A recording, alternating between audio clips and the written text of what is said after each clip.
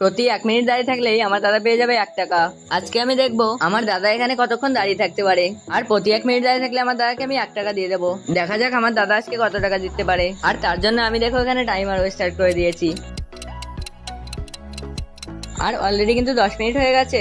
আর আমার দাদা কিন্তু এখনো ভালোভাবেই দাঁড়িয়ে আছে। আমার দাদা তো এখনো ঠিকঠাকই দাঁড়িয়ে আছে। আর এদিক দিয়ে আমার চিন্তা হচ্ছে আজকে এই চ্যালেঞ্জটা দিয়ে আমার কত টাকা চলে যাবে। তবে চ্যালেঞ্জটা যেহেতু দিয়ে ফেলেছি, আমার যত টাকাই চলে যাক না কেন, আমি আজকে দেখেই ছাড়বো আমার দাদা আজকে কতক্ষণ দাঁড়িয়ে থাকতে পারে। আর অলরেডি কিন্তু অনেকক্ষণই হয়ে গেছে। আর এখন কিন্তু আমার দাদার দাঁড়িয়ে থাকতে অনেকটাই কষ্ট হচ্ছে। আর এদিক দিয়ে টাইমও দেখো 1 ঘন্টা হয়ে গেছে। আর আমার কিন্তু এদিক দিয়ে অনেকটাই ভালো লাগছে, কারণ আমার দাদা মনে হচ্ছে আর বেশিক্ষণ দাঁড়িয়ে থাকতে পারবে না।